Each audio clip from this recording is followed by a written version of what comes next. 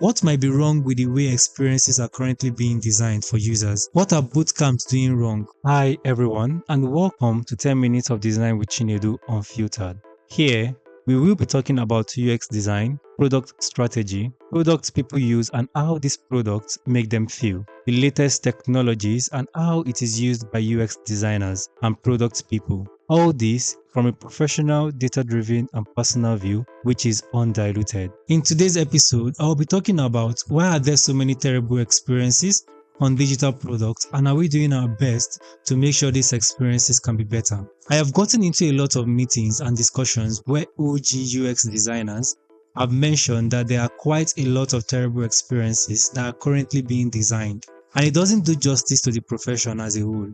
We have all had our fair share of terrible experiences while interacting with digital products and expressed our frustrations towards these products.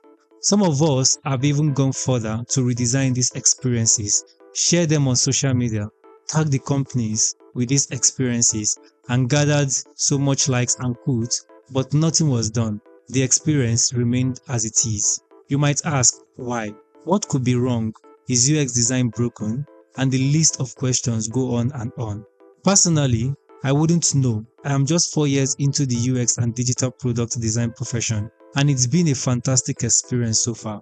Would I know if the experience has been terrible? I could, but I haven't been here for long to deduce such. I'd probably give it 6 more years before I can make such an allegation about the UX field. Although this is something I have spent a lot of time learning, but refraining from choosing a side. Our experience is terrible. Are OGs exaggerating how terrible the experience has been? Well, we won't know until we have a personal discussion about it. So, let's go back to the basics of UX design, what it means, how it's done, factors that have influenced it over the years, if it's evolving and if we are currently advancing. Personally, UX design hasn't changed in decades. What we have done quite well is move people's physical experiences into the digital world, build an existing experience, and sometimes introduce new experiences that could take years to adopt. It's the same thing, just done on devices we spend most of our time interacting with. 2020 saw an increase and even more so a huge demand for UX design. And why was this? That was because a lot of businesses had to move online to meet their customers' demand. It was the year the pandemic ravaged the earth and we thought we would never have to go out, interact with people or do anything that pertains to the movement of people anymore. But this is 2024 and things have changed drastically. Offices are 100% staffed, businesses have long commenced physical interactions with customers. COVID, as we knew it, has disappeared from the media and people have gone back to doing what they have always done pre-COVID. The world showed us the relevance and importance of the role a product designer plays in the grand scheme of things. Even though it was short, it was still one of the most eye-opening things to ever happen. It gave us an incline into a world where everything can be digitized and even made better. This is an assumption, but if the pandemic had continued for the next 20 years, the way humanity would interact and engage with customers and the people around them would change forever.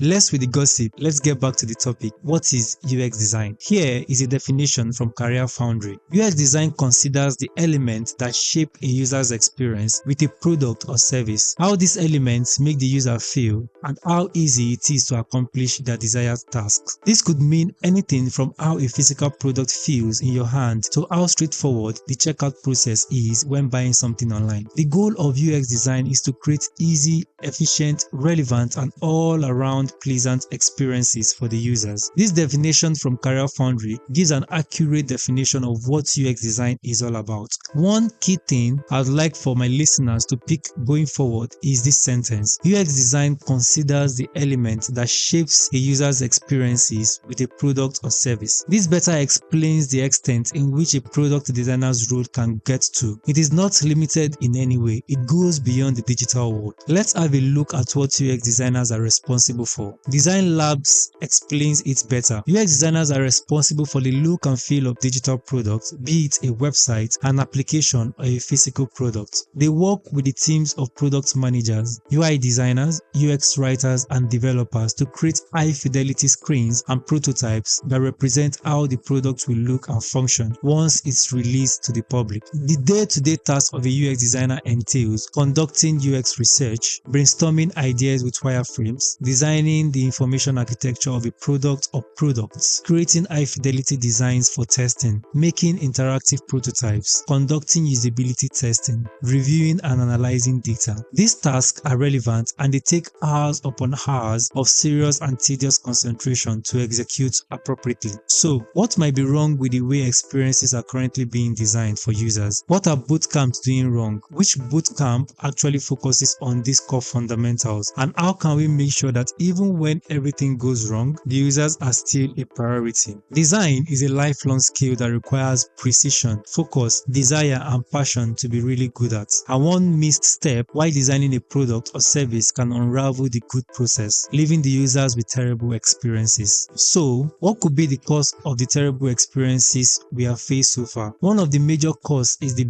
breakneck speed at which technology evolves. Companies are often rushing to put out products, sometimes sacrificing quality for the sake of keeping up with the competition or meeting deadlines. Another cause is the lack of user-centric design. When products are created without considering the needs and preferences of the end user, it's no wonder they end up being frustrating to use. Another cause is the complexity of these digital products. Creating a product that has intricate requirements, requests, and is difficult to evaluate because of the level of priority given to the product and its level of complexity would also add to the terrible experiences we have. And the final one I'd like to add is lack of resources and skills. UX design has never been a one-army type of career path. It requires different inputs, be it from the user, the stakeholders, the developers, and the product managers. And this feedback makes it easy in creating a less complex experience for the users. I would also like to add the processes bootcamps use in training UX designers. The blueprints are outdated and limited. If you are going to create experiences for users, then let's focus our blueprints on the users. So, how can we solve this problem? How do we ensure that we can build great experiences? The best way I know great experiences are built is by getting the target users involved. This is the cheapest and the fastest way to ensure that what you are building will be used by people. Take for example, how Figma successfully made designers go bonkers on their products. That is because they made the users the central point of the product they are building, and these users gave concrete and useful feedback for further iterations. Another way it can be mitigated is investing in good and quality bootcamps that impact and reflect greatly on the mentees. Accessibility is a topic I have touched on in episode 14 of my podcast. This is a very important and relevant matter that needs to be adopted by UX designers when creating user-centered experiences. Embracing advanced technologies in the world of AI, artificial intelligence, and machine learning. There are endless possibilities on how to incorporate it in building and improving design processes and experiences across all channels. Finally,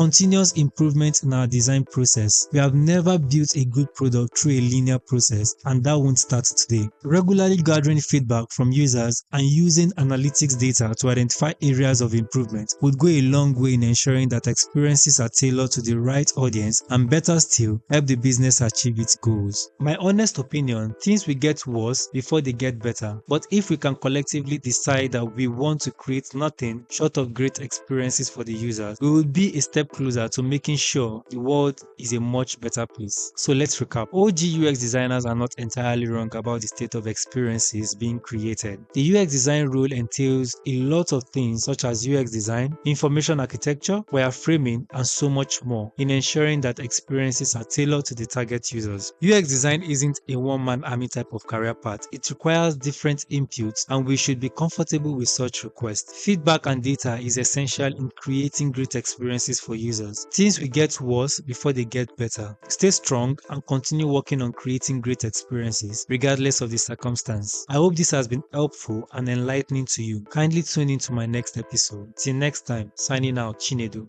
I am your host as always, Chinedu, and I am glad to have you on board. If you're new, thank you for giving me the opportunity to impart.